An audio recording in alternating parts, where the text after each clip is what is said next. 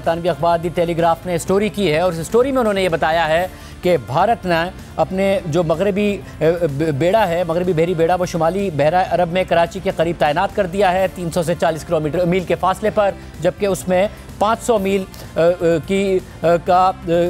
तक मार करने वाले मिसाइल मौजूद है, BrahMos missile. Now the problem is कि इस स्टोरी में कोई सोर्स नहीं बताई गई है, ना भारतीय सोर्स बताई गई है, ना पाकिस्तानी सोर्स बताई गई है, ना कोई वेस्टर्न सोर्स बताई गई है, मगर ये ज़रूर कहा गया है कि माहिरीन ने खबरदार किया है कि कराची पोर्ट पर हमला पाकिस्तान की मईशत और दिफाई ढांचे के लिए तबाहकुन हो सकता है। हमारे साथ मौजूद थे AVM रिटायर्ड शहजाद चौधरी साहब। वो कहते हैं अगर ये खबर दुरुस्त है तो भी पाकिस्तान के पास इसके हवाले से दिफाई सलाहियत मौजूद है। हमारे साथ मौजूद हैं एविएशन एक्सपर्ट ताहिर इमरान मियाँ, जो हमने तैयारे गिराए भारत के उस हवाले से जो पहली कंफर्मेशन प्रॉपर ट्रैकिंग के साथ और रिसर्च के साथ की वो ताहिर इमरान मियाँ ने की थी। वैसे भी हमारे प्रोग्राम्स में मौजूद होते हैं। इसके अलावा वो पिछले दिनों जब कल भारतीय मीडिया ने दावा कर दिया कि कराची पोर्ट को टारगेट किया गया है, तो भी उन्होंने बताया कि भाई उनका तो कोई शिप ही करीब नहीं है और पूरा ट्रैक करके उन्होंने बताया था। इसलिए ताहिर इमरान मियाँ बहुत शुक्रिया। बताइएगा ये दावा किस हद तक दुरुस्त हो सकता है, क्योंकि सोर्स कोई नहीं बताई है। द टेलीग्राफ बड़ा अखबार है मगर कोई सोर्स उन्होंने नहीं बताई, मगर ये दावा कर दिया कि 300 से 400 मील के फासले पर उन्होंने अपना बहरी बेड़ा भेज दिया। देखिए, बहरी बेड़े की जहां तक बात है, बहरी बेड़े के अंदर बहुत सारे शिप्स होते हैं। ऑफ कोर्स जो बड़े बड़े शिप्स हैं इनके, उन तमाम को मैंने ट्रैक किया है। जो नियरेस्ट पाकिस्तान के शिप है वो कोझिकोड से भी आगे है, यानी कि इंडिया के 2 शिप्स इस वक्त चाइना के करीब हैं। जो सबसे बड़ा, रात को पूरी रात ये फेक न्यूज चलती रही कि जो विक्रांत है, INS विक्रांत, जो इनका बहरी त्यारा बरदार जहाज है, वो कराची पहुंच गया और कोई कह रहा था कि जी बिग डैडी इज हियर और व्हाटएवर, जो भी बोलते रहे। लेकिन INS विक्रांत कल से मैं ट्रैक कर रहा हूँ, वो तियानजिन के पास खड़ा हुआ है चाइना में, येलो सी के अंदर। दूसरा जो शिप है वो भी वहां पे खड़ा हुआ है। उसके अलावा इनका एक शिप जो है वो घेरा रूम में है। उसके अलावा इनके जो 2 शिप्स हैं वो मुंबई के पास हैं। मैंने 10 शिप्स को अभी पिछले जब से खबर आई है उस दौरान में ट्रैक किया, कुछ को मैं पहले से ट्रैक करा था। इनमें से कोई भी कराची के नजदीक नहीं है। सबमरीन अगर हो सकती हैं उनको ट्रैक नहीं किया जा सकता, लेकिन शिप्स जितने मैंने ट्रैक किए उनमें से मैंने अब तक कोई ऐसा नहीं देखा जो पाकिस्तान के करीब हो, जो ट्रैकेबल। यानी कि 300 से 400 मील के दरमियान विदाउट सोर्स ये जो रिपोर्टिंग हुई, आप कह रहे हैं कि ऐसा कुछ बहरी बेड़ा जिसमें इतने सारे सुपरसोनिक मिसाइल और aircraft carriers, destroyers, anti submarine जहाज, ये ऐसा कोई जहाज पाकिस्तान के 300-400 मील के फासले पर नहीं है?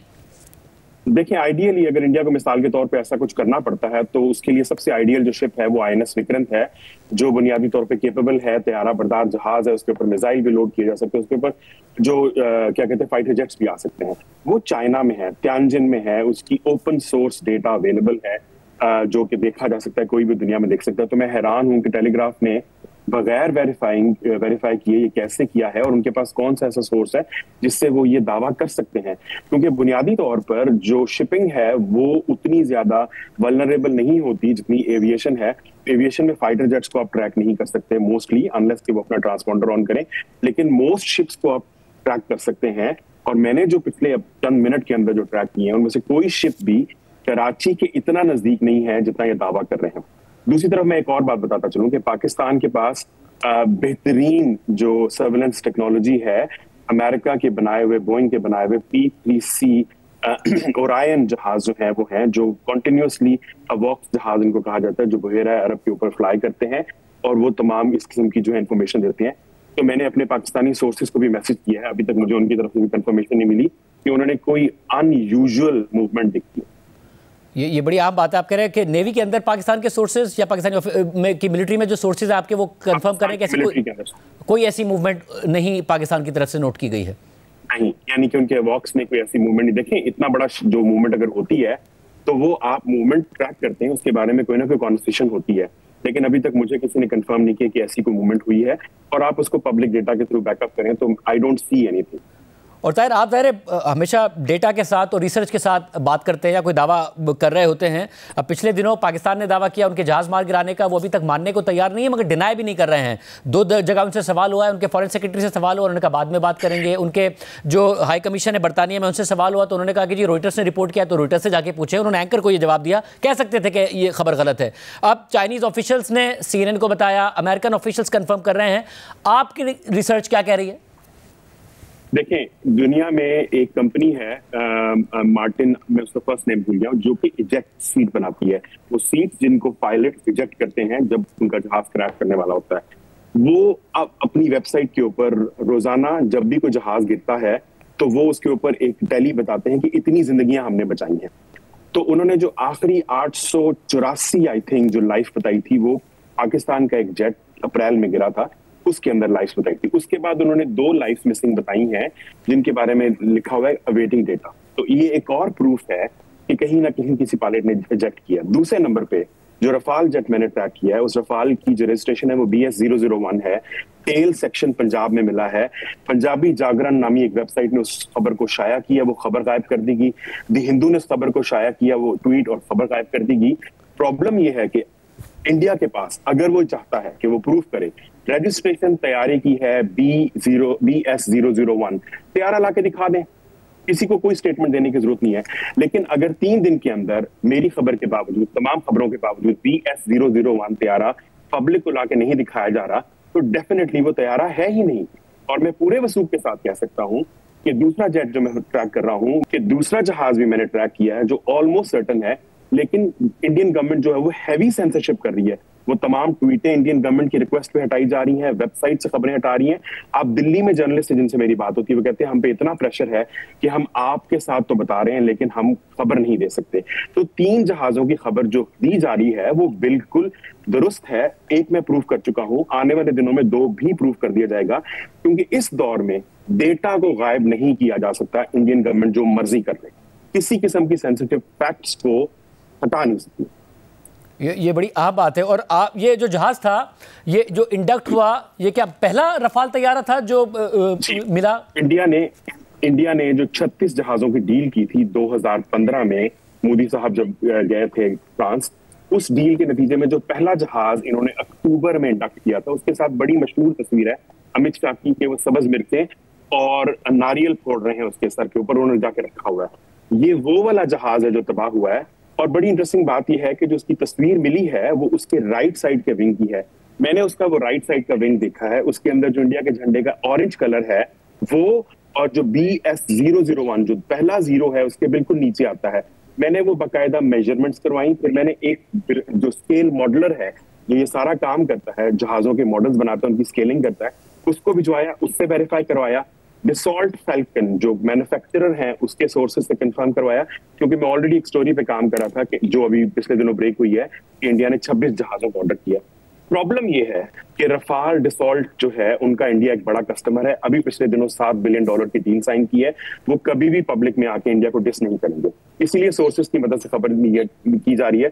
और जब से खबर ब्रेक हुई है वो सोर्सेज अब जवाब नहीं दे रहे। प्रॉब्लम ये है कि इंडिया की गवर्नमेंट का सोशल इकोनॉमिक प्रेशर इतना है, सेंसरशिप इतनी है कि मेजॉरिटी सोर्सेज जो कि इन इदारों के अंदर हमारे थे वो जवाब नहीं दे रहे।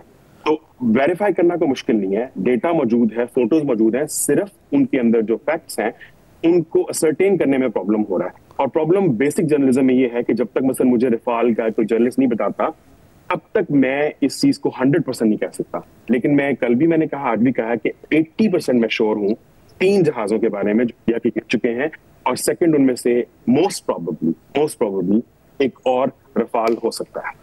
और सब और अगर क्या रफाल नहीं तो मिराज हो सकता है, क्योंकि मिराज और रफाल एक ही कंपनी बनाती है। और शॉर्ट टर्म में अगर इस खबर को छुपा भी लें, कितना ही सेंसरशिप कर लें, क्या मीडियम टू लॉन्ग टर्म में ये खबर छुपाई जा सकती है? ये इवेंचुअली ये खबर सामने आएगी, ये नहीं छुप सकता तैयारे का गिरना?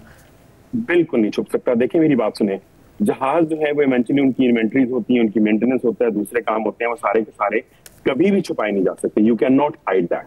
जब बालाकोट पे हमला हुआ था उस वक्त ये बात की गई थी कि पाकिस्तान के F-16 गिरा दिया गया।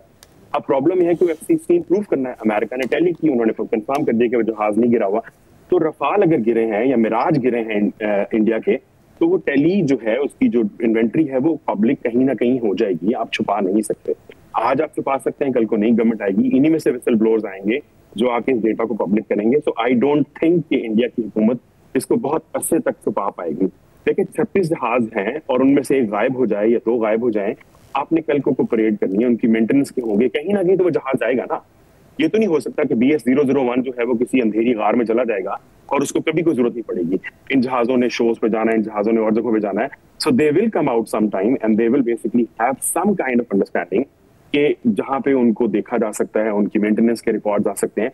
तो ये आज की दुनिया में पॉसिबल नहीं है, इट्स नॉट पॉसिबल। और सब, और फिर साथ में मुझे ये भी बताएगा कि जो पायलट है, क्योंकि आज कुछ तफसीलात सामने रखी गई कि हिट होता है, दीगर पायलट्स की बातें, पायलट ने सर्वाइव किया जब हिट किया, इस किस्म की कोई मालूमात है?